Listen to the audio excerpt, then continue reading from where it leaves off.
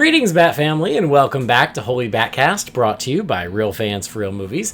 You can find us all over the damn internet. You can find us on Facebook, Instagram, YouTube. Just search for Holy BatCast, and you will find us. You can also find me on most of those places as well, Threads and Letterboxd. It's always just my name, Andy DiGenova. You can find us on Patreon. If you're a big fan of the show, you can support us on Patreon. You don't have to, but if you would like to, it's there.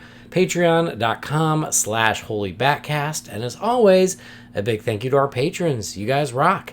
And then finally, we are just one part of the Real Fans Podcast Network, so there's lots of fun stuff to listen to there. Go to rf4rm.com for all your podcast listening needs, because you're going to hear episodes of this show and Real Fans for Real Movies and Disorder and Grim Grinning Hosts and all kinds of good stuff. Pencils to Pixels, yeah. And most of them right now are doing very spooky Halloween-themed episodes. So get all your spooky listening in as part of the network. Anyway, this is our Halloween special episode. So we were able to get our crap together just long enough to be able to put together an episode for you for Halloween. So I'll start by saying Happy Halloween! And I already said I'm Andy DiGenova, and I have a very special co-host to join me for this very spooky episode. It's the person I love celebrating Halloween with more than anyone on the planet. In fact, I think it was our mutual love of Halloween that brought us together. Or was one of the things. Absolutely. It's my wife and co-host, Kathrynn DiGenova. Hi. Hi, welcome back. Thanks. How you been? Not a loaded question. It's been a lot lately, huh? Yeah, we've been busy. Been doing just stuff. a little bit. People know. They it's do. all right, Okay, yeah. I'm very behind on podcast listening. Yeah, you have no idea what kind of stuff I've said in a coma recently. for months, weeks. Yeah, feels weeks. like months. So I said it on the last episode. Oh, that's good. People know there is a new baby in town. There is a new baby we had in the during the Batcave. hurricane. Yeah. So little Andy is home and he's doing great. He's sleepy. He sleeps a lot. He does sleep a lot. As newborns tend to. Not when we want him to. But not at 3 a.m. He doesn't. But he sleeps all day. But he sleeps all day. He's nocturnal like a bat. It's true. He may be in the room with us by the end of this episode. We shall see. So even though we are busy, we've got our hands full with a new baby, with the old baby. Yes. Who she's old news now. But she's killing it. But she's Big the best. sister. She's rocking and rolling. Amazing. She wants to be a part of the 3 a.m. bottle feedings and everything. Real. Bless her. Too bad she can't take over. Yeah, I would happy to delegate that to her. And then we have our haunt going on, our Halloween haunt. Yes. Which Bless is super you cool. for doing so much. You know, I don't want to be bored. How dare we rest for 5 seconds? That's not going to happen. Yeah.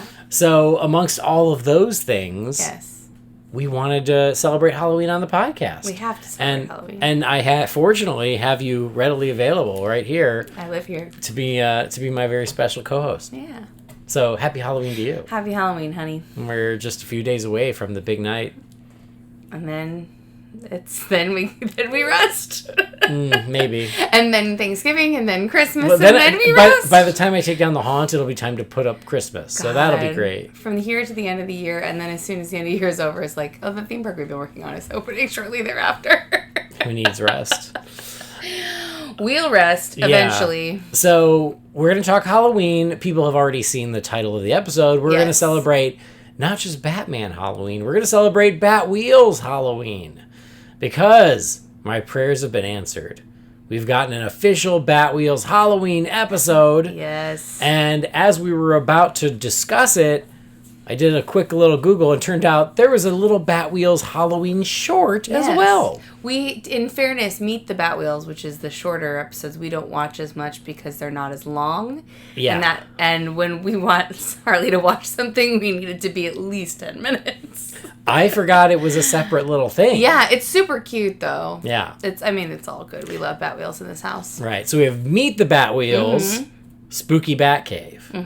And then we have Batwheels, Pumpkin Panic. We love it. So we've got a Halloween Batwheels double feature today to discuss and celebrate. It could fill a whole 15 minutes of your time. Maybe. Oh, to watch it, yes. Yes. I thought you meant to talk about it. You never know. No, I'm sure we'll talk about this for about an hour. We'll see how that goes. But yes, to actually watch the two, it'll eat up a whole 14, 15 minutes. The best 14, 15 minutes of your day. You know, it's efficient if nothing else. Yeah. Everyone else out there is busy too. Yeah. They're busy trying to shove in all these horror movies. Well, we can give you 2 entries to your Scare-a-thon exactly in less than 15 minutes. Yeah. So you're welcome. Exactly. All right. Well, let's do it then. Yeah. Shall we? Let's celebrate Halloween with the Batwheels and talk about Spooky Batcave and Pumpkin Panic.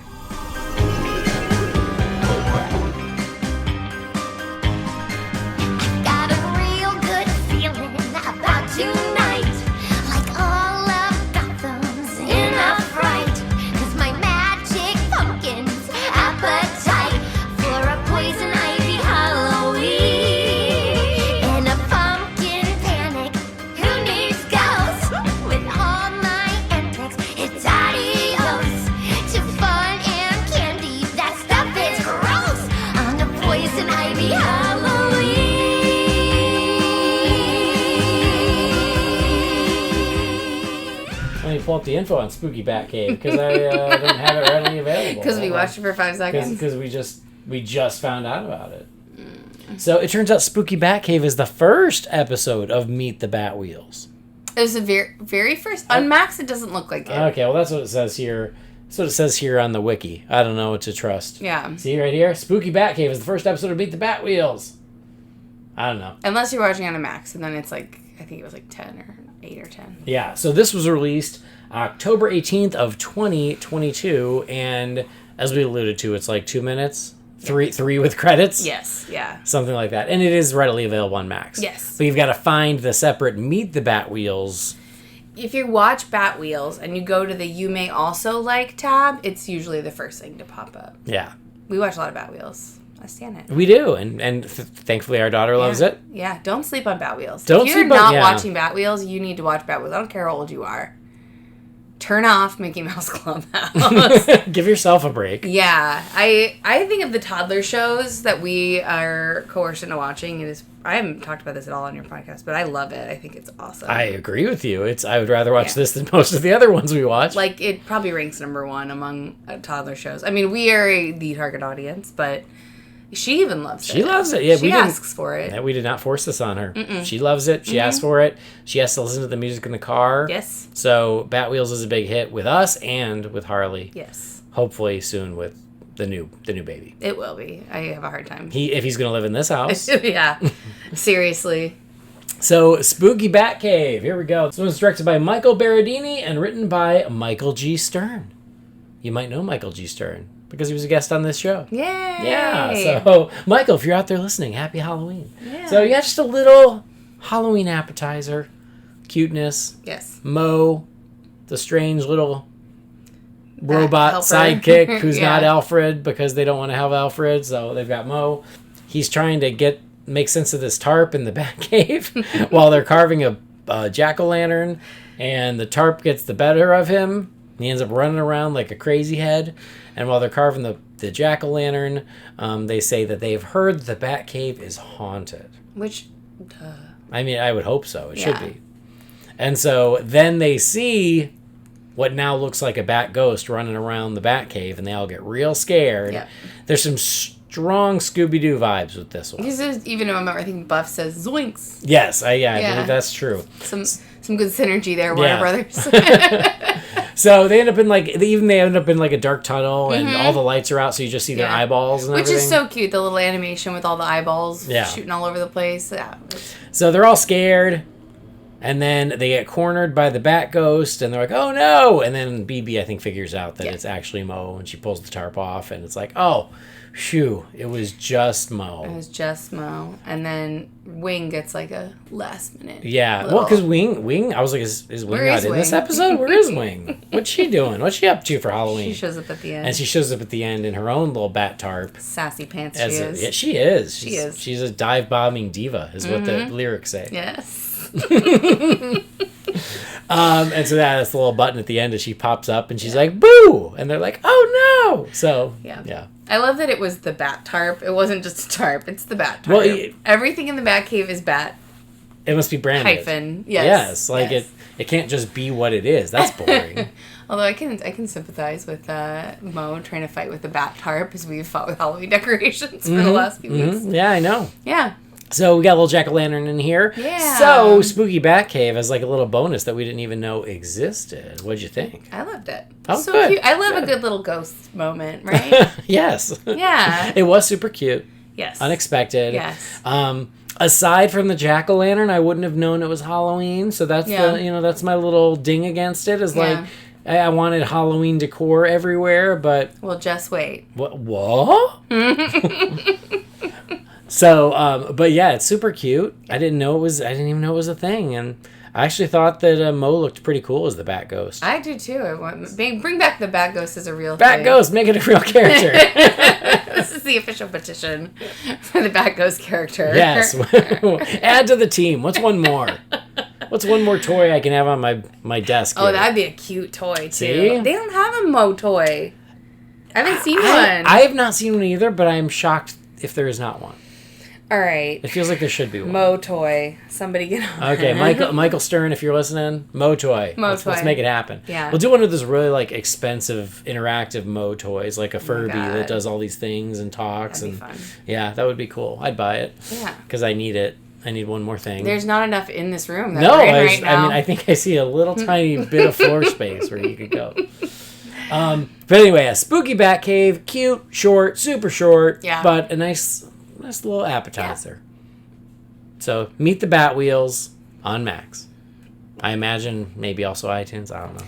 It seems like from some Googling that Batwheels will be on Netflix in the end of October. So it seems like that if you Google, but that's nice. Yeah. I hope that gets even more eyeballs on it so they can just keep making it. It's so cute.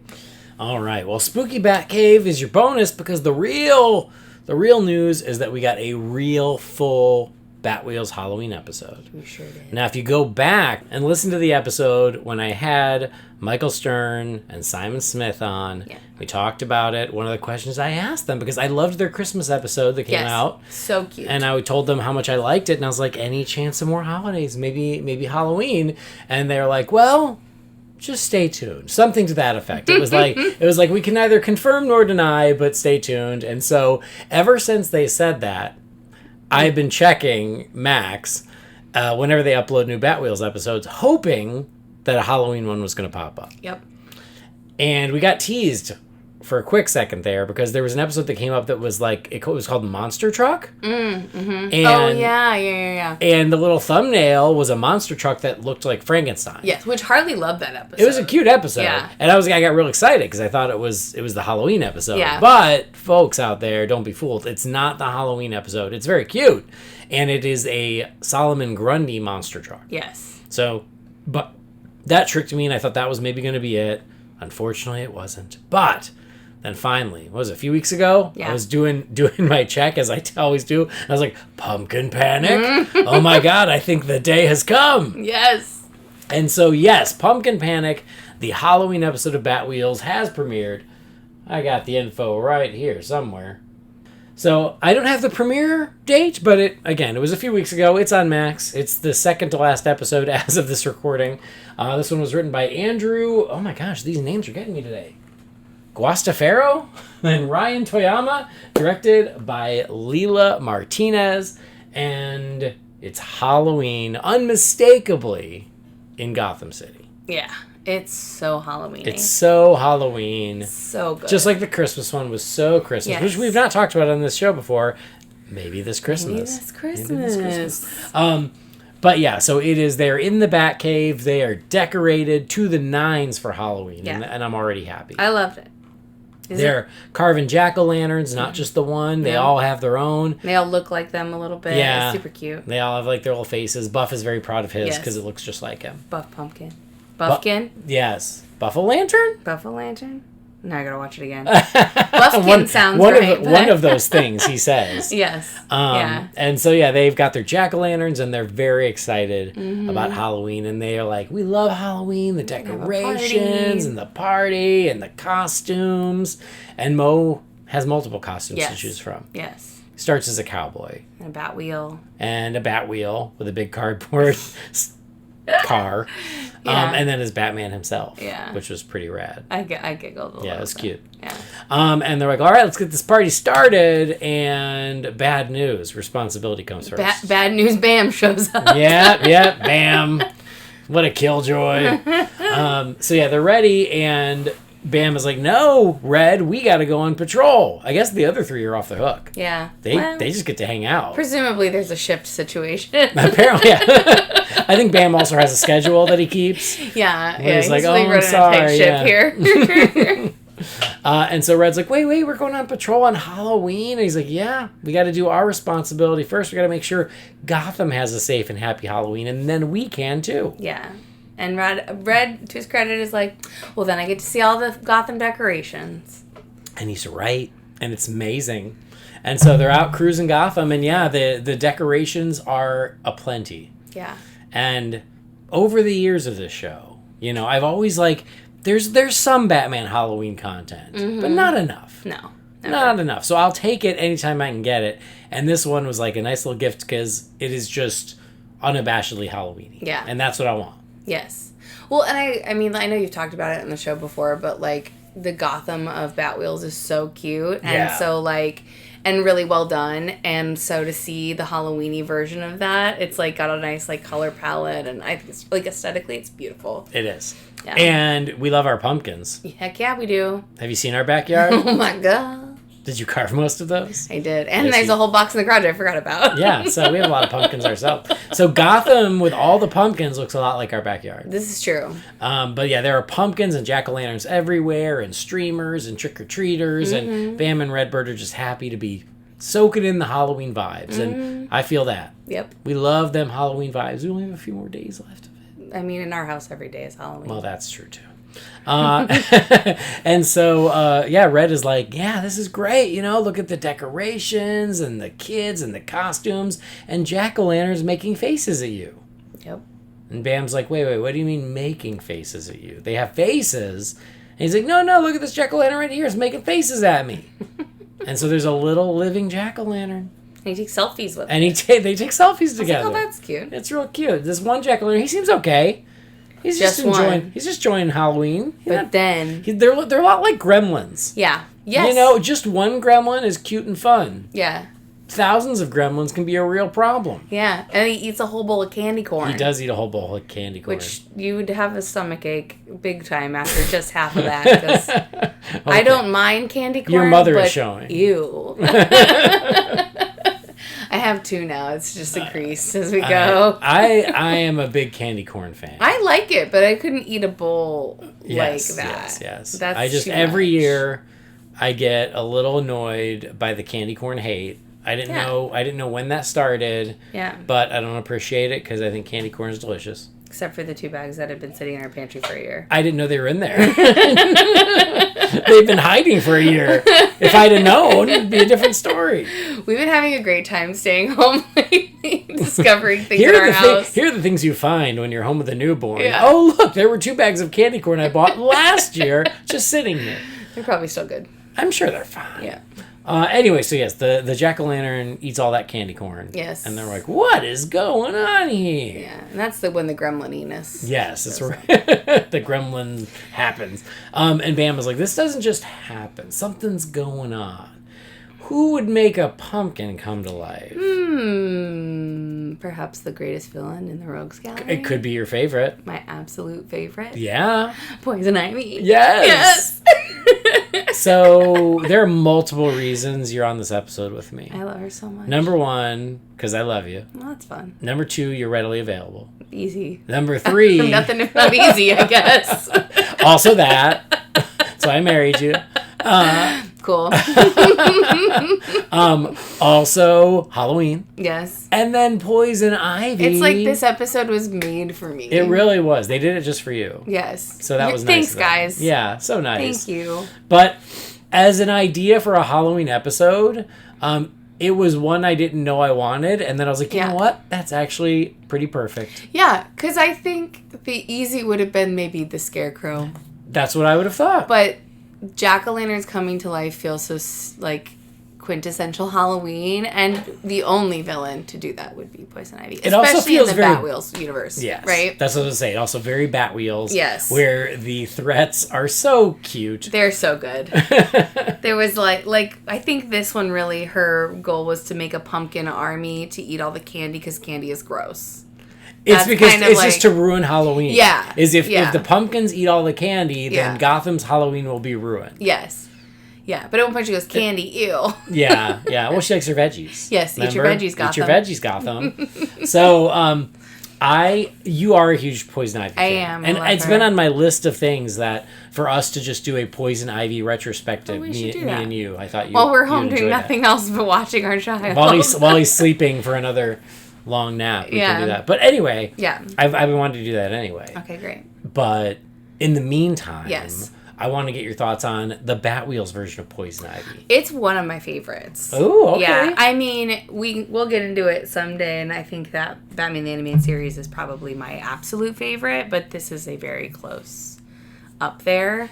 I haven't sat and ranked them, but I think she design. We'll save that for the episode. Save that for the episode. We'll do one of these days. I think she's so cute. I love her quirk personality that they gave her, and she tends to bring to life random vegetables, and so this episode is no exception. And they always have cute little faces, and she always has some, it's the same Batwheels thing. She always has some plot like all the other characters too. That's what if we just? I think was it Harley and Joker? There's an episode where they just want to put banana peels all over the roads. Yes, yeah. Yeah, which I just think it's very cute. And I think it's perfect. I could live in the Batwheels Gotham very easily. Same. Because just for these little inconveniences, it would be worth it to see all this fun stuff. Where they change the clocks and the guy doesn't get his breakfast sandwich on the other episode. I'm good with that. Yeah, I love all of this. Yeah, better this than the one where, I'm going to get poisoned in the water supply and end up with a rictus grin. And, Ugh. But no, I really love this version of Ivy, and her songs are always so cute, and she's got a great one in this one too. She does. Just real quick, I agree with you. Yes. I love her design. Yes. And I said that, when I've talked about the show in the past, is I love the designs of all the humans too. Yes. And because they are all very traditional, but with just enough of a new spin to make them the Batwheels version. Yes, the art direction on the show is incredible. Agreed. I think it's so cute. Every time I watch, I'm like, God, I hope that somebody's cosplaying these characters at Comic-Con, because they're so good. The design of all of them is so good. We talked about Gotham is so great. The iconography is awesome, and I appreciate that there's such a blend of style in it too, and it's. Gives it a sophistication for a toddler show that you just don't really see. It looks so good for a toddler show. Oh my God. I'm not just saying that. We watch a lot of toddler shows. We could really talk about this. Really good. And, we talk about the toys. I've got my little Batwheels here. Yeah. They have not made toys of the humans. No. And I would buy those. I would too. Because, again, all the designs of the humans are great, including Poison Ivy. Maybe someday when I am not so sleep deprived, I'll make Harley a costume of the Harley from this show. Because she does like the Harley on this show a lot. Yeah. And Jesta's a cool character too. No, I love it. I think Ivy's awesome. I love her whiny brattiness that she has, because they all kind of have something villainy to them that's a skew from their normal characterization, and I think that's what she has that keeps her kind of that, as opposed to being overly sexualized like she can be in version. Yeah. Not appropriate for this type of show. So it's cute. So you mentioned the song. Yes. So when she shows up, we find out she's behind all this. Yes. She has a magical pumpkin talisman which that is she uses cool to control them. Looking. Yeah, because it's got the cool green magic coming out of it. Yeah. Yeah. It's awesome. And then she does sing a fabulous Poison Ivy Halloween song. Mm-hmm. So I keep waiting for the next volume of the Batwheel soundtracks to come out, because I want it on there. It's not out yet. But I keep checking. In the meantime, I have downloaded it off YouTube, at least for this episode, so I can have it. In the meantime, we'll listen to Buff Tough for the 47th time. No, that's always... Buff Tough is the one where Harley taps out. Harley makes us skip that one. But, yeah, it's a cute song. Yeah. Poison Ivy Halloween. Catchy. I dig it. And I always need more fun songs for my Halloween specials playlist anyway. Yes. So I am waiting for the official release, but in the meantime, this will do. But it's super cute. It is. My only complaint is I wish it was longer. It's so quick. Yeah. Yeah. But it's real fun. It's catchy too. Yep. And we find out, she's going to bring all the jack-o'-lanterns in Gotham to life. Mm-hmm. And they're going to be snack-o'-lanterns? Sack-o'-lanterns. Sack-o'-lanterns. Why sack-o'-lanterns? I don't know, but I thought okay.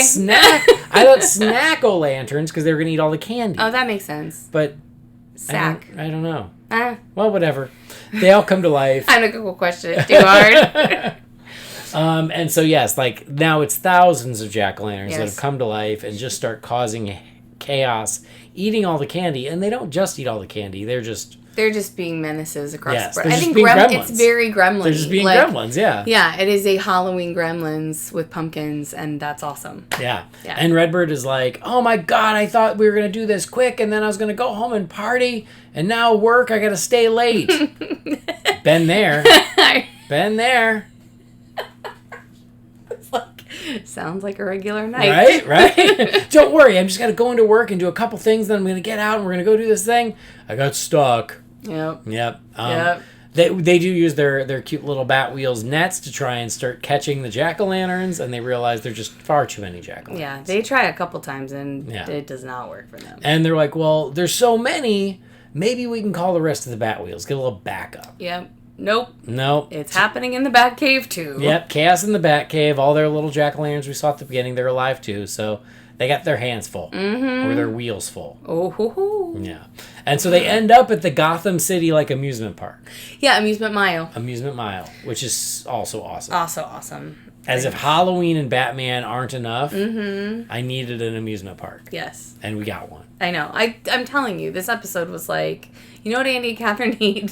Here's this just for you guys. Thank you. Pumpkins, amusement parks, poison ivy. This episode has everything. It has everything. The D-Vision of a special. Right. Now, if they're home listening, now next year, let's get the sequel with the Scarecrow. Oh. Because I don't think we have met the Scarecrow in this universe? in Batwheels. I don't think so. I don't think we have. Solomon Grundy before Scarecrow. I know, wow. Weird, right? That was a cute episode too, though. It was. But anyway, I would love to see the Batwheels version of Scarecrow, because I think that could be a lot of fun. He does get a name drop in an episode. Yeah, he's mentioned. But I've never seen him. Yeah. Anyway, maybe next time. This will tide us over. But yes, for sure. The amusement mile, the jack-o'-lanterns are going nuts. Mm-hmm. Riding the ride, so at least they're having fun. On the roller coasters, on the little spin, on the little rides. teacups. Yeah. And so the Red and Bam combine their nets to create one massive net to try and get them all, and then it's just not going to hold. It explodes into a pumpkin pile. Yep, explodes, and so... Which Harley loved the other day when we were watching this episode. She was like, oh, so many pumpkins. So they get buried in the pumpkins. Yes. And Poison Ivy is going to play her biggest trick yet. She's going to make a giant, massive jack-o'-lantern. Yes.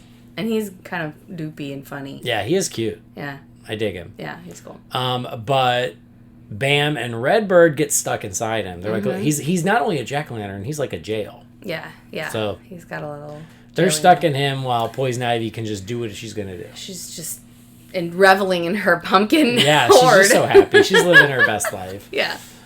And so Redbird's like, my Halloween is ruined. And then they realize if they use their super grippy tires, they can roll the pumpkin from the inside. Like a hamster ball. Like a hamster on a wheel. Yep. So they do that. Mm-hmm. They roll the giant pumpkin using their wheels, manage to capture Poison Ivy inside, and smash the talisman. Roll it over. Bam just runs it over. Yep. Crunch. Yeah, and she throws one of her little fits inside of the pumpkin. Yes, her brattiness. Her little bratty fits. That's a good way of saying it. And so all the jack-o'-lanterns go back to normal, thank goodness, and Poison Ivy is defeated. Yep, and they get to go to the party. And Redbird is like, you know what? You were right. Our responsibility was more important, even if we're not going to get to have the party. And Bam says, who says we're not going to have the party? And they get to party at the Batcave. And everybody's got their costumes on. Everyone's in their little Halloween costumes. They're all so cute. Mo ended up being a Batman cowboy Batwheels. Oh, was he? Yeah, he's wearing all three costumes. Why choose? I know. Their costumes are super cute, too. They are. Yeah. I think Bam is Sherlock Holmes. Redbird is Sherlock Holmes. One of them's Sherlock Holmes. Bam is like a top hat and a cape. Oh, he's like a magician. Yeah. And then BB is a Triceratops. I love that. And I can't remember what Wing is, but Buff is a fire truck. Oh, see? Yeah. All in their cute little costumes. I know. So cute. I do appreciate that their Halloween party includes the people they already live with. Yeah. And no one else.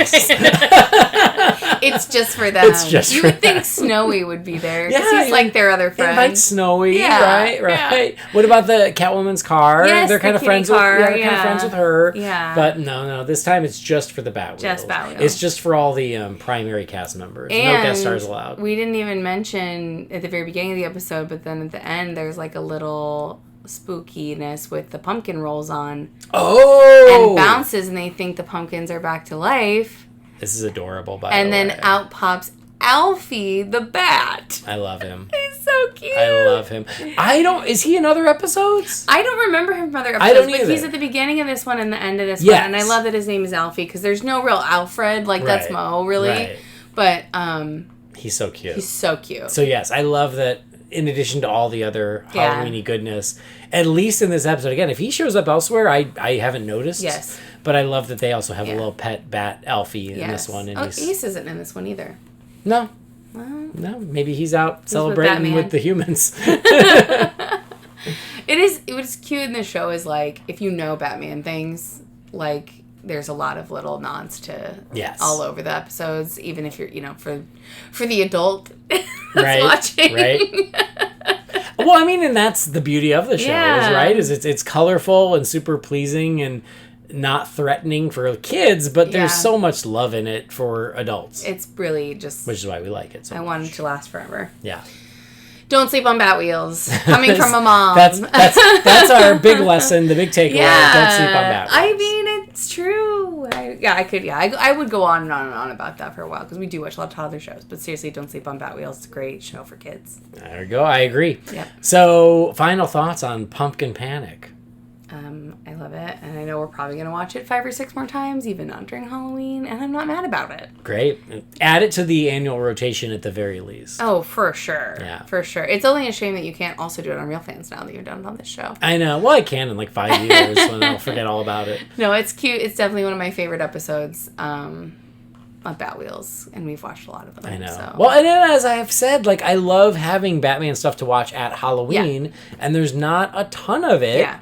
I've watched a lot of the Teen Titans Halloween ones. This is true. Because they are better about it than most. Yeah. But yeah, this one you don't even have to stretch. Like, there's some stretches you can do. Like, some people watch Gotham by Gaslight, and I'm like, sure, I guess, but even Long Halloween's not that Halloween. I know, Long Halloween at the beginning and at the end, but but like this. Yeah. When it was over, she immediately wanted to watch it again. Yes. Which is the sign of it being good. Right. I think. Yeah. Awesome. We love it.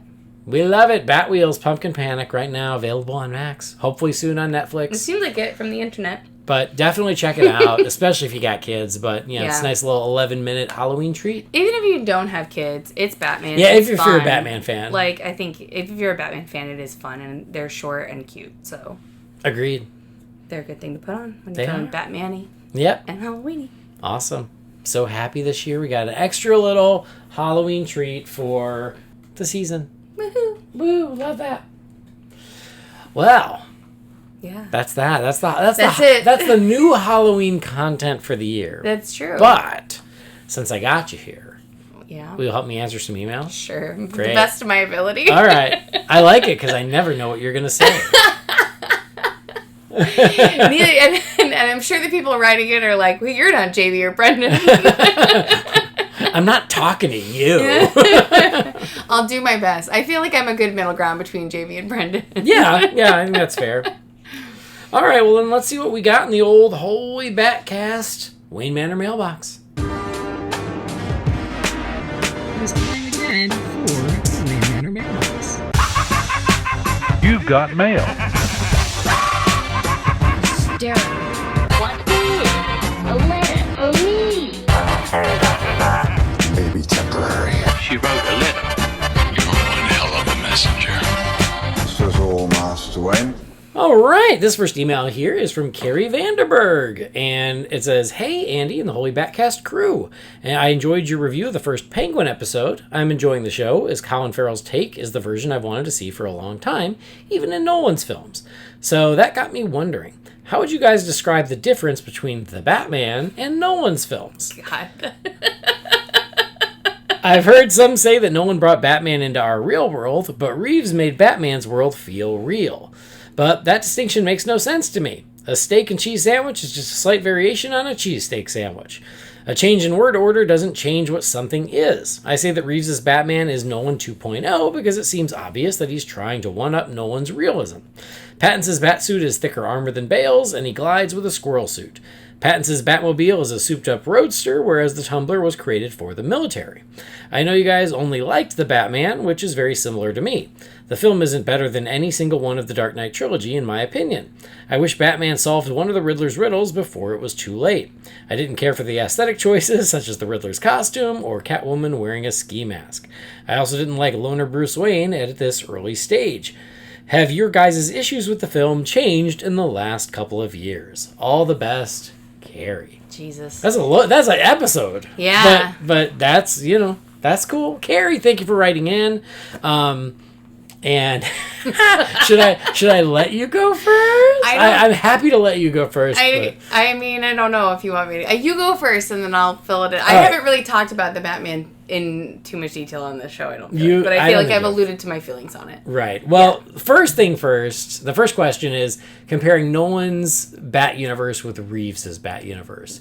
And I feel like it's funny because when the Nolan films were coming out, I love those movies. Mm-hmm. But I even felt like those movies were just a little too careful about trying to be a little too real. Sure. Especially The Dark Knight and The Dark Knight Rises. Mm-hmm. Batman Begins, I thought, had a nicer balance of just like a little extra sprinkle of the comic bookiness without it being too much. And Dark Knight Rises felt like they even stepped away from that. But I feel like it's a pretty nice balance, even though it's tilted a little further to real than is my preference. Yeah. Matt Reeves' universe just seems so absolutely committed to being as real as possible and eliminating anything that feels like a comic book, that it's like he looked at the Nolan films and went, those are too silly and ridiculous. And so, yeah, it just felt like he's doubling down on the realism, which for me doesn't work, which is no secret. Mm-mm. Well, I absolutely hate the Batman. So is my least favorite of any iteration. But I agree with you. I think that Reeves looked at Nolan and was like, I can make it more real, and it's like we didn't need that. We didn't need that. No one needed that. I didn't think that Nolan's were. I thought they were just enough still in the comic book and just enough realism that was about as real as you ever needed to get. And I don't think if you're going any more real than that, it's not Batman anymore to me. Mm-hmm. It could be anybody. Which, I mean, in fairness, and I know that. They mentioned the Penguin, could have been anybody. Could have been any gangster, could have been any guy out doing vigilante stuff. Doesn't have to be Batman, doesn't have to be, doesn't feel like Batman to me at all. And that's why I don't like it. Okay. I like the first 10 minutes of that movie and that's about it. But, yeah. And I feel like that kind of just dovetails into our overall feelings on the film. Yeah. I still haven't seen the film since the theater, and I really just, I have no desire to. So, any of the issues I had with it when it came out, those I feel like have only gotten worse the more I have thought about them, because when I first came out, it was the new Batman movie. I was trying so hard to like it. I wanted to like it, trust me. And I kind of given up on that, because I'm like, it is what it is. He's doing his thing, and it's not for everyone, and it's certainly not for me. Yeah. When Harley was born, we watched all of the Batman movies, I think, in order, didn't we? Yeah. And we have not done that with baby Andy, because it's Halloween, so we've been watching all Halloween stuff. But I feel like we're probably due for rewatch, and that would be the only time that we would rewatch it, because neither of us sits around one night and goes, you know what we want to do if we put our toddler to bed? Watch a 3-hour movie we don't like. Right. Yeah. So... It's like maybe before the second one. Happens. Yeah, maybe if that happens. I'm still not convinced it's ever coming out, but sure. That's the Jamie. All right, there you go.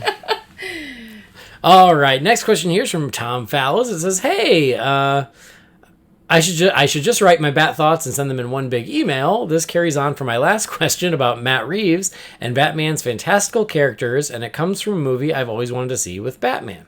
Since Nolan and Reeves, I've always wanted to see a movie with a real style Gotham and Batman that opens in that world, but as the movie goes on, a villain like Man-Bat or Mr. Freeze appears and changes that world. How does that Batman fight against a villain like that? How does it change his worldview? How does he adapt to fight a villain that has superpowers? That's a movie I would love someone to do. Is this a movie you guys would like to see, or even a way for the Reeves movies to go? Have a great podcast, Tom. Yes. Agreed. That is what would get me to want to watch it again. Yeah, same. I even felt like coming out of the Batman, I'm like, you could go in that direction. Like, you're not so far away that you can't do that. Sure. He just seems to have no interest in that. Yeah. But I mean, I've always said that is one of the things I love about Batman Begins is the first half of that movie feels so real. And then it just quietly and slowly keeps getting a little more fantastical, a little more comic booky, never ridiculous. But then when it does, and you're in the finale and he's hanging off a monorail while water's being vaporized all around him, you're going with it. Yeah. Because it eased you in. Yeah. And yeah, I mean, I would love to see a movie like that, whether it's with Pattinson or otherwise. I kind of hope for that in the next movie because I don't want to sit around hating a Batman movie. Yeah. Not my favorite thing to do. All right, next email is our old pal Stuart from Guernsey. It says, I wanted to give a massive shout out to Andy and Preston for their second installment on RF for RM covering spooky cereal. My family all know I have two strange vices, geeky socks and cereal. So to hear a podcast by two fellow nerds talking about cereal for over an hour makes me happy. You guys made me go online and order an overpriced American cereal. I even managed to order a couple of boxes of the Wednesday cereal, and I'm extremely excited. I wouldn't have known about it if it wasn't for you. I know Preston is an evening cereal eater, and you're a morning guy, Andy. I am a lunchtime eater, but morning eater on my days off. Can I ask a question? How long do you recommend I leave it in the freezer for? Also, I feel extremely bad for Preston not being able to find the Beetlejuice Fanta. I live on an island between the UK and France, and even we have it everywhere. We also have Beetlejuice candy, which is great. Anyway, I'll stop talking about geeky food now. I hope everything is going well with the pregnancy, Stuart. Well, it's over now. Yeah, well, the pregnancy's over. The baby's here, and he is doing good, so thank goodness for that. And you don't have to be pregnant anymore. Thank God, ever again. We love our kids. I'm so happy, but I can't wait to never be pregnant again. So worth it. But, so yeah, not a lot of questions, I guess, but I'm glad you enjoyed the second annual Spooky Cereal episode. We had so much fun doing it. We loved it. I really hope we can get it together to do a Christmas one in this year. Yeah. But I guess your one question is, how long do you leave it in the freezer? I will say, Preston did sell me on that, and now I do it. You do it, and I was very confused the first time you did it. I leave it in for 5 to 10 minutes. Not long. Like, just enough. Because for me, the big payoff is that when you pour the milk in, it almost acts like ice cubes in your milk, and the milk gets really cold, and it just tastes really good that way. You guys should do a socks episode. I don't know. I'm going to do socks. You have so many. Well, socks. I like you, Stuart. Yes, have a ridiculous amount of geeky socks, but I don't know how to do an episode about socks. Your 10 favorite geeky socks. Oh, okay. I guess I don't know if you really have a preference. I guess I could do that. Our daughters are perfect. She's putting on her hands. Yes. But yeah, spooky cereal, tons of fun. Our cupboard is still. It will be stacked. full. This is between this and Christmas. This is pretty much all the cereal we buy all year. Yeah. I think it's like right before spooky cereal comes out is when we buy maybe like one or two things that are not. Right. It's somewhere in the summer we have to like get something as like a stopgap until the spooky one comes out. Yeah. All right, got an email here from Chris, the Objective Geek. It says, "Hey, Holy BatCast crew, hope all is well. Congrats on the little Robin." Thank you. So, if I may, I'd like to offer my positive review of Joker 2, even though I agree with most of your criticism of the film. I liked it because I find Phoenix's Joker captivating. His performance carries the film and shows how much he deserved that Oscar. Gaga was good, but I agree that she was severely underused. I also really enjoyed the courtroom stuff. One of the things I hate about stories from the villain perspective, like Breaking Bad, is they often don't face their consequences. So I enjoyed those witness on the stand moments. All that being said, I would give it a B-. So, here are my questions. Number 1, why do you think Batman the Brave and the Bold is taking so long? And number 2, I just rewatched Interstellar, and that film is really amazing. So how would you rank Nolan's non-Batman films, or top 3 to 5? I would say number 1, The Prestige, 2, Interstellar, 3, Inception, 4, Memento, 5, Oppenheimer, 6, Tenet, 7, Insomnia, 8, Following, and 9, Dunkirk. All right, that's all. Keep up the great work. Thanks, Chris. Well, thank you for your perspective on Joker 2. I'm glad you enjoyed it more than us, but at least you know where we're coming from, and we know where you're coming from. Yeah. So, why do you think Batman the Brave and the Bold is taking so long? Any thoughts? I don't think it's necessarily taking so long. I think they're trying to launch everything, and they are doing a lot. Well, I think that's the answer. Yeah, is you can't launch everything at the same time. No, I think let Superman do what it needs to do. Realize that when you're building an entire universe, it's brick by brick, and that's the first brick. Yeah. So let that brick be solid and a solid foundation for this entire relaunch, and just be patient and have faith. I think it's going to be great.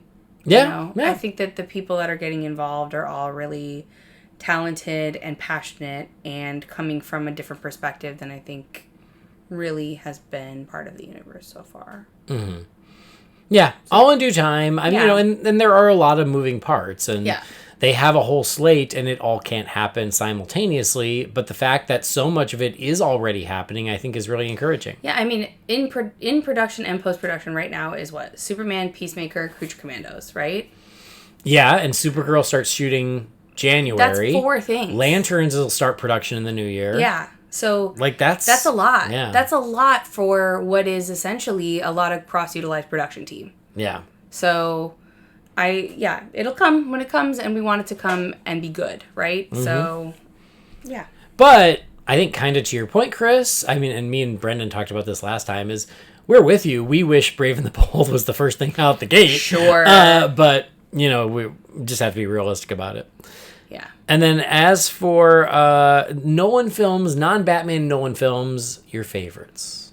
I think Inception is probably my favorite non-Batman one. And then Memento.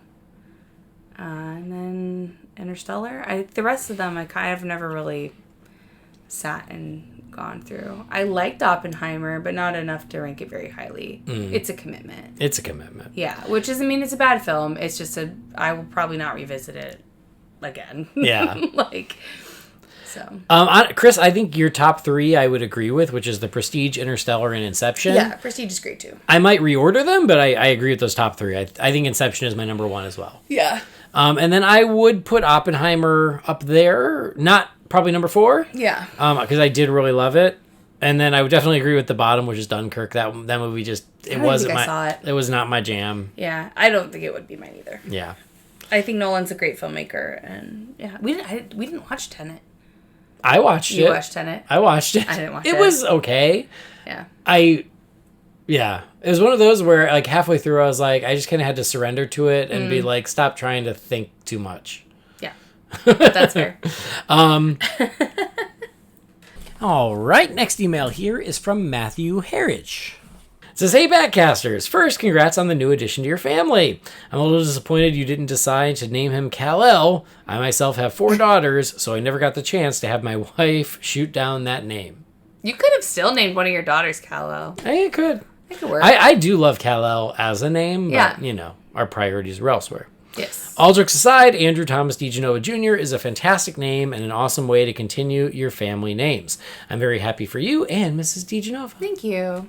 My question is, will you be reviewing or doing a tribute to Superman and Lois when the finale has wrapped up? I'd love to hear your thoughts of you and the other Batcasters. So, Matthew, thank you for the kind words about little Andy. He's doing awesome. He's great. He's so sweet. And yeah, that's great. As for Superman and Lois, I need to start watching the new season. It just came out. I'm behind a little bit, I think. I It's- love that show. Yeah, it's great. And so I love that idea. Yes, like when it wraps up, it would be fun to do a little look back. So I'm down for that. But I need to start watching the new season. We're just so wrapped up in everything else. Yeah, when Halloween is over, we have like a brief moment in time where we can catch up on other things. Yeah. All right, next question here. It's Tom Fallows again. It says, hey, hope you're having a good podcast. Congratulations to Andy, Kathrynn, and Harley on the new baby boy. I hope Andy Jr. is doing well. Thanks. I saw a ranking the other day of the best 5 minutes of each Batman movie. I was wondering, what are yours? To make it easier, just say scene rather than 5 minutes. Sorry for the tough question, guys. Tom Fallows. That's an episode in itself also. That's what I was going to say, Tom. I don't mean to sidestep your question. That's a lot. But on my list of episodes to do, which I do keep a running list, one of those, and it came from a different email, where it's like, go through each film and say best scene, worst scene. That's cool. And so it's kind of the same idea. I do like that.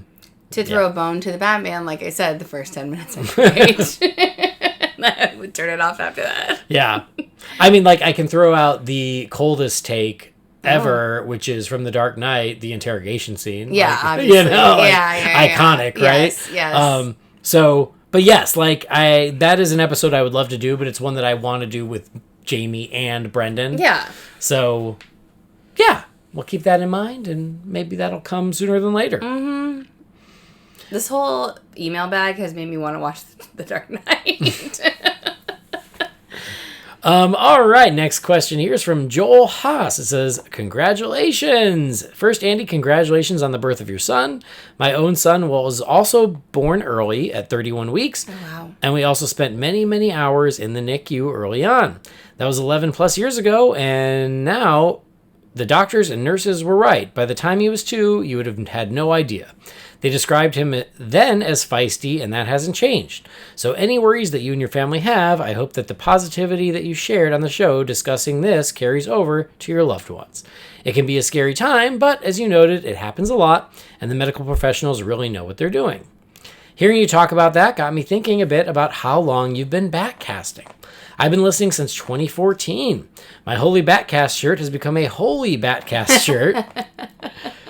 So I've heard you talking about getting married, making huge moves, coming out, having kids, etc.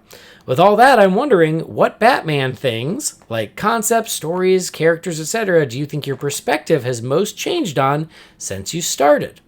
Jamie, similarly, you've shared the growth of your family along with your laudable and conscious efforts to help with your anger management and mental health. I'm wondering the same for you. For Brendan, I don't know. You don't talk as much about your life. We love you, Brendan. So, I mean, how's the Vegemite? What Batman opinions have you had change over the last decade? Thanks for all that you do, Joel. Thank you, Joel. So first of all, I mean, we've already kind of addressed this, but like Andy Jr.'s home. He's doing great. He spent 12 days in the NICU. He came home. He's been doing awesome. Already, I would say you would never know. Yeah, he's starting to seem more like, I guess, what we know a normal newborn to be like, but hearing everybody's new NICU stories helped us a lot. Yeah, it really did. The days that we were there, the first few were really difficult, and then I think we got to a point where we were like, this is the best place for him, and we had heard a lot of stories like this, and that really helped us in our mindset get through the last part of it. It was hard, for sure, but we're happy he's home. Yeah. He's doing really well. The first few days were really rough, and then he turned a corner. Yeah.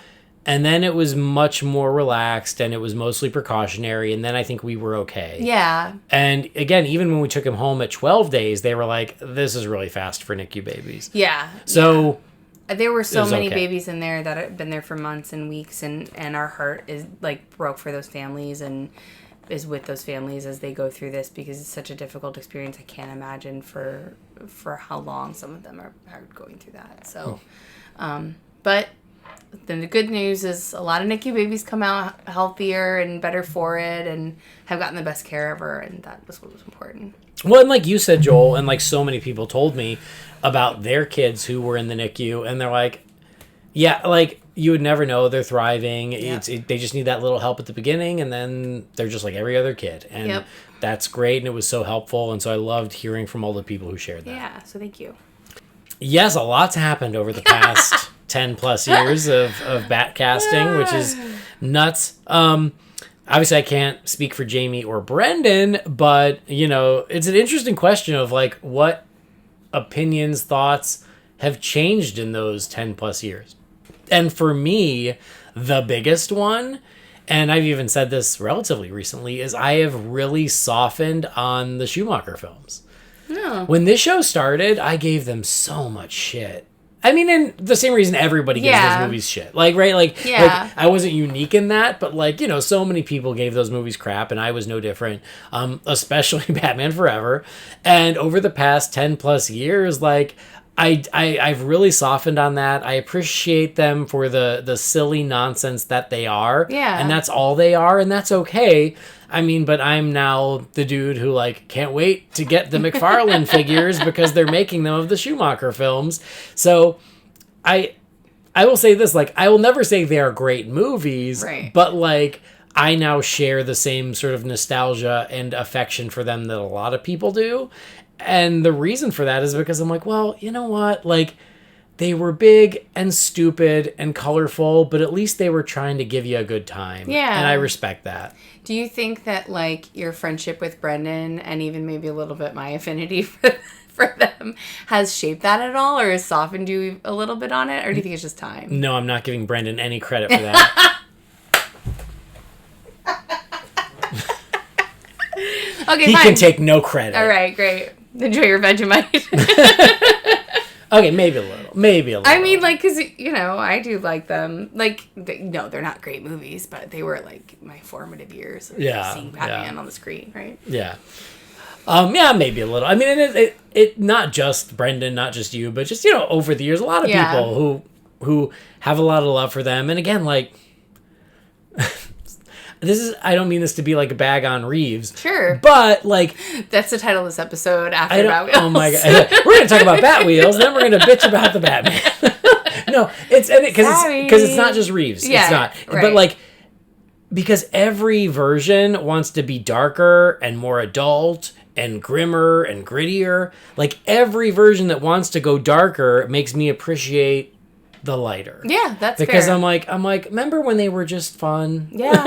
Like, I think that is that's exactly, makes sense. Yeah. And again, that's not just a Reeves thing. That's even a Snyder thing. And I love those movies, but, like, it was just like, Nolan was plenty dark. Snyder wanted to go even darker, and Reeves is even darker than that. And I'm like, well, can we turn the brightness back just a little bit? Yeah. And it makes me look back at Schumacher, and I'm like, you know what? At least he was trying to make it fun. Yeah.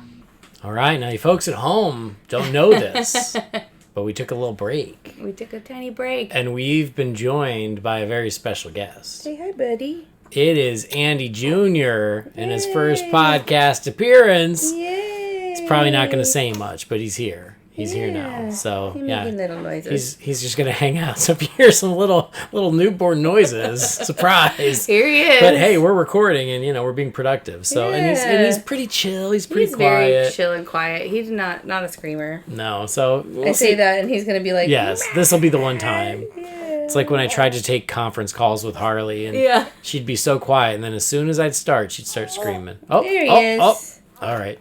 All right, we'll give it a try. We'll see how it goes.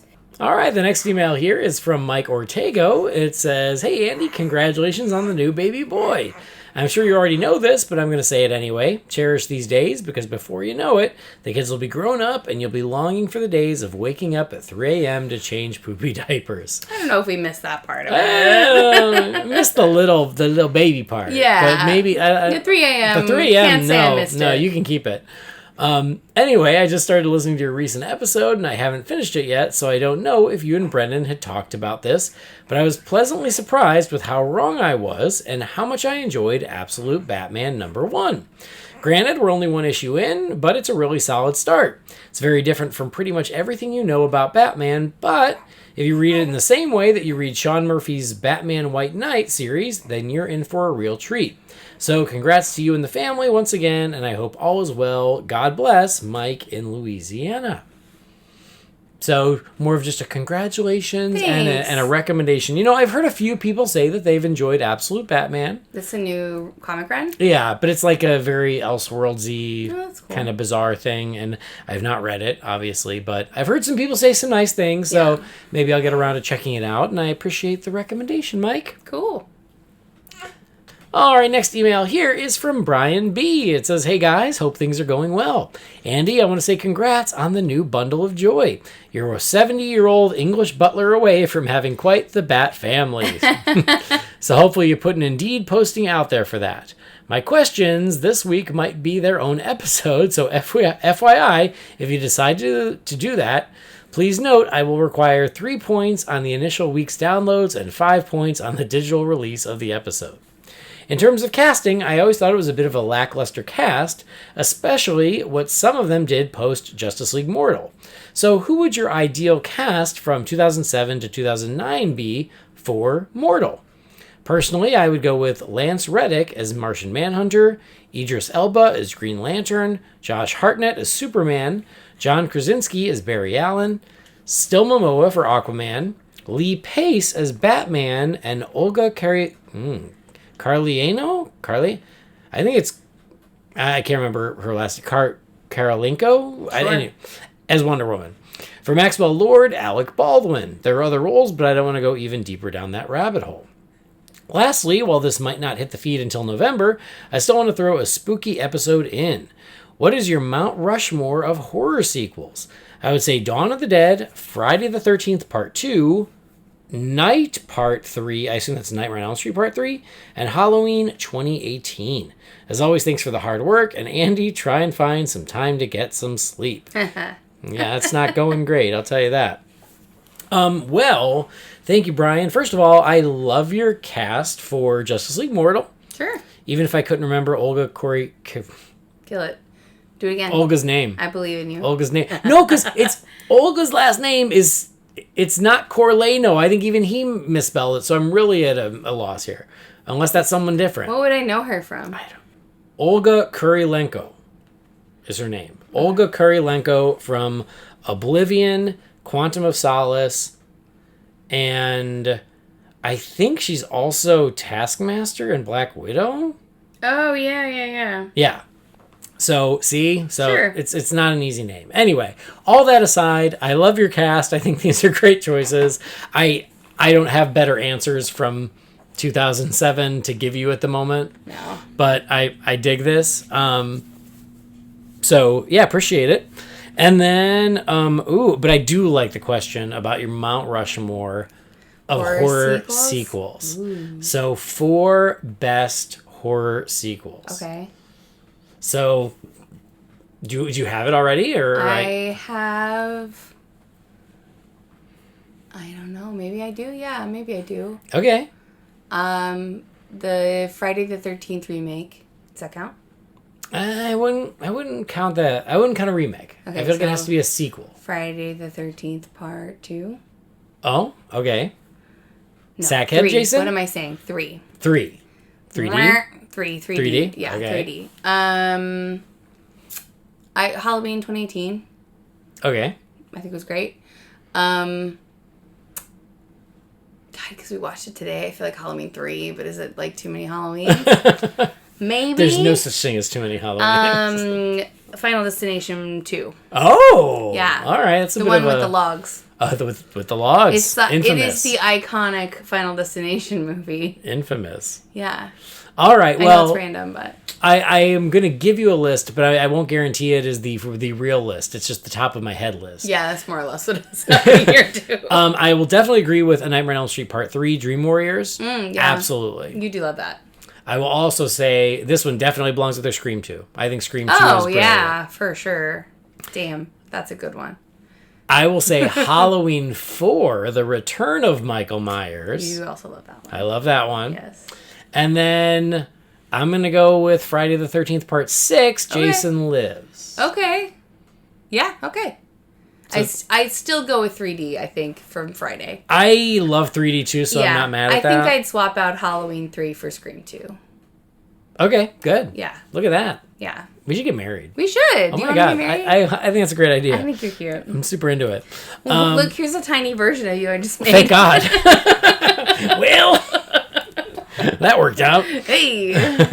So yeah, that's the off the top of my head version, but I'm pretty happy with that list. Yeah, that's a good. actually. Honestly, that's what I would have made. What a list I would have made for you. Okay, good. Yeah. Awesome. Well, next question from Mark Jurasevic. It says, "Hey, Batcasters. First of all, Andy, congratulations to you and Kathrynn on the birth of your baby boy. He's here now. I'm glad to hear that both mom and baby are doing well. I'm eagerly awaiting the new Superman movie and interested to hear your thoughts on what the studios want it to make at the box office for it to be considered successful. Man of Steel and BVS made 700 to 800 million worldwide, respectively, but were not considered successful. In recent times, I thought that this expectation may have been reconsidered due to the lackluster box office of some of the DCEU and Marvel films, and what seemed to be a realigning of box office and associated expectations. Then Deadpool and Wolverine threw a spanner in the works by making more than $1 billion worldwide. I love that movie, by the way. Now, I'm concerned that this will be the expectation from a blockbuster movie with a top-tier character such as Superman. From my perspective, I just want it to be a great movie. On another note, Superman and Lois is continuing to be phenomenal in its 4th season. The cast have been amazing, and the new Lex is bringing a brutality and ruthlessness I have not seen before. Take care, Mark." Thank you, Mark. Thank you for the kind words about Andy Jr. Yeah. Another recommendation for Superman and Lois, season 4. Yeah. Maybe that'll be a November watch. Yeah. Let's catch up. Catch up on that. Yeah. Your question about the box office is very...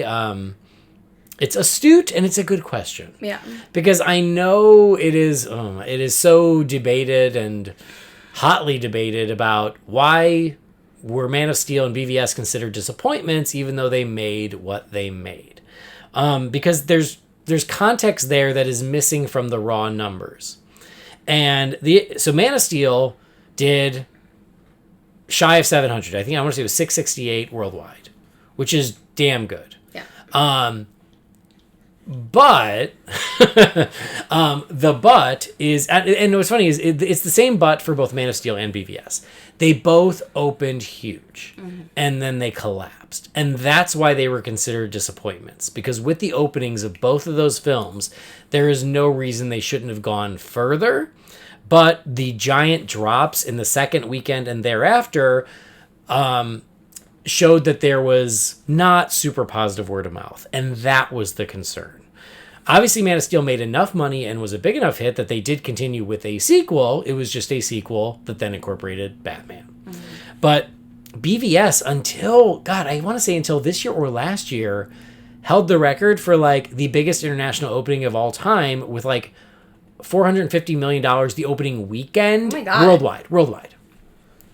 And it didn't even double that in the long run. And therein lies the rub that a lot of folks want to ignore. Like when they're making the case of it made tons of money, it was a success, they ignore the fact that it collapsed under its own weight because of the word of mouth. But the sheer numbers meant it still made a profit. It still made its way into the black, which is why they continued with Justice League. So it's just a tricky thing because the numbers are super important, but the line for a movie being profitable is pretty clear, which is 3 times the production budget. But then there are those other factors of like, what's the reception? What's the word of mouth? Did people like the movie? Do people want to see another movie? Yeah. And all of that matters too. So it's just not as black and white as we all want to think. For Superman, the new Superman coming out in July,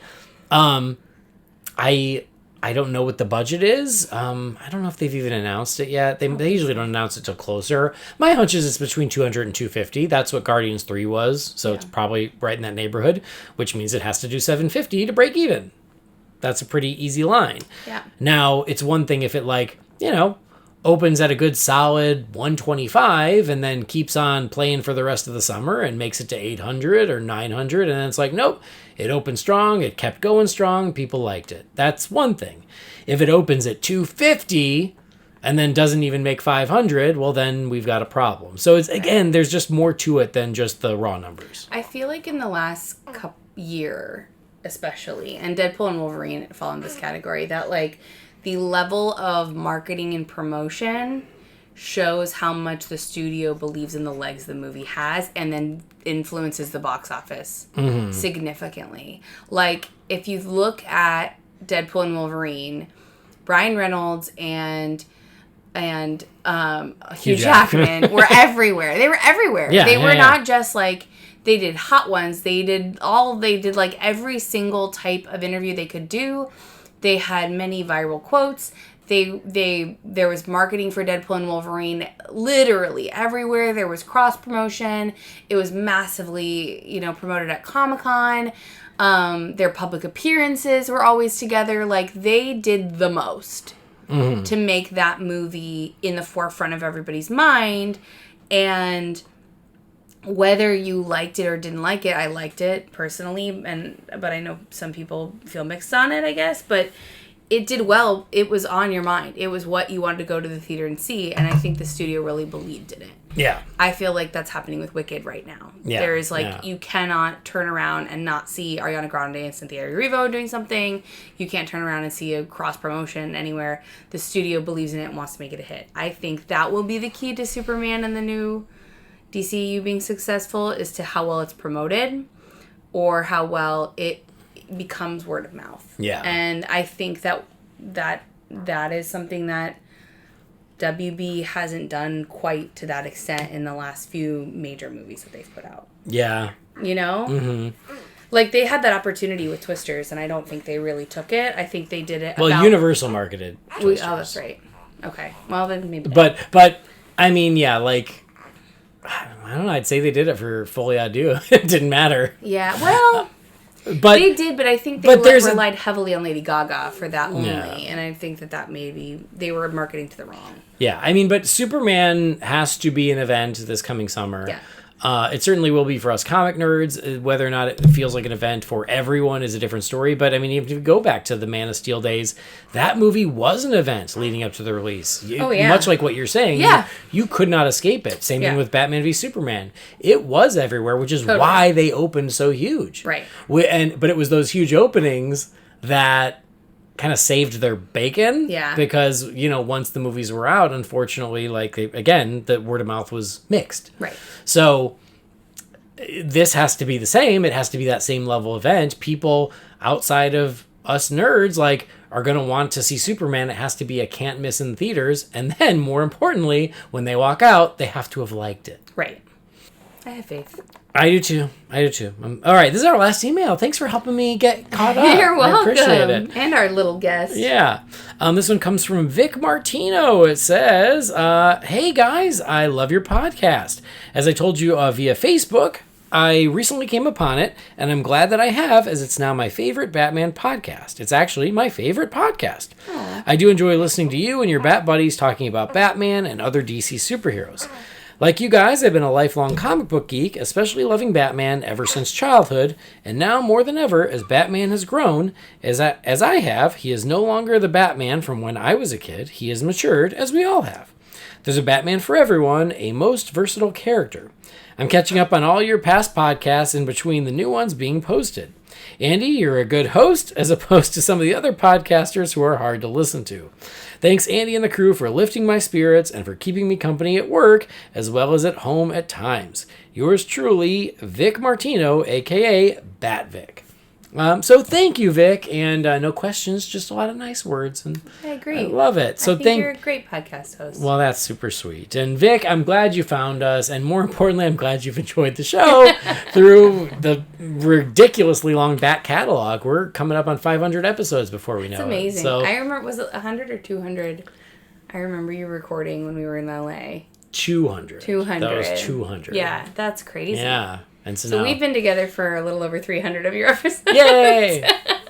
Well, not quite. We are not at 500 yet. No, okay. But we've been together for about 250 episodes. That's a lot. Which is more than half. That's a lot. That's great. Yeah. But yeah, Vic, thank you so much for listening to the show and for the nice words. It's always nice to hear that we're appreciated. And so that does mean a lot. Thank you. And keep on listening and we'll keep on talking. Yeah. He said it. And maybe Andy agrees. So there you go. We're going to close the mailbox. Thank you to everybody who wrote in, and we love hearing from you all. If you've got something for the Wayne Manor Mailbox, send that to Holy BatCast at rf4rm.com.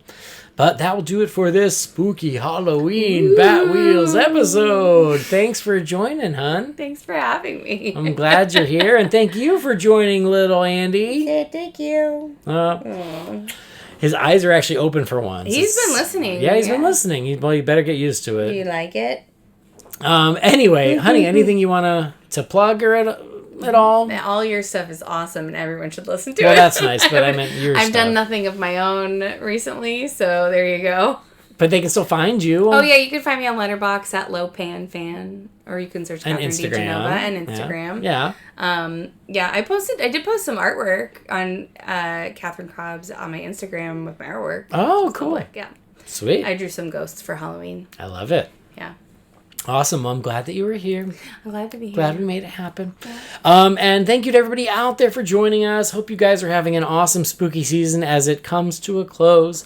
It's always very bittersweet, but it's going to be okay. But we appreciate you listening and downloading or following and streaming the show, all those things. And we appreciate you being a part of our Bat family. So thank you for joining us for this. And please do keep up with us. There's new episodes always coming. My hunch is next time I will finally release the one that me and Brendan put in the... Oh, you're in the can episode? Yeah, the in the can episode that's been hanging out here for about a month now. So I'll finally release that so I can just play with the little baby Andy, and then we'll get back to some new episodes soon, and hopefully you guys will be along for it. But in the meantime, again, follow the show on Facebook, Instagram, and YouTube. If you've got something for the Wayne Manor Mailbox, you can send that again to Holy BatCast at rf4rm.com.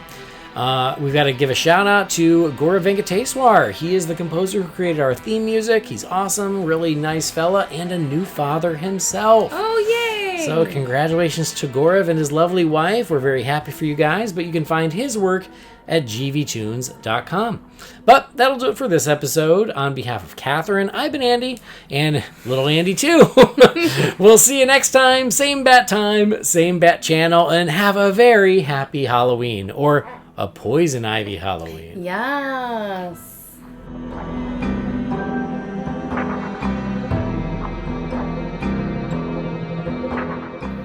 Holy BatCast is not affiliated with Warner Brothers or DC Entertainment. The views and opinions shared by the participants are theirs and theirs alone, and do not represent the companies or organizations they happen to work for.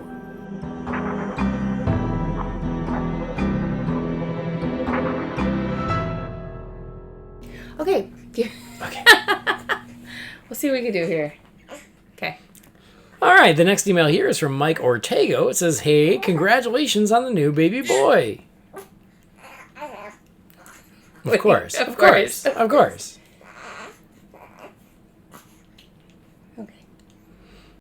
You're a 70-year-old English butler away from having... Bless you. Oh, my goodness. He got podcast sneezies. Hi, buddy. Okay, want to try that? Okay. Yeah, here we go. All right, I'll try that again. Sorry. All right. Okay.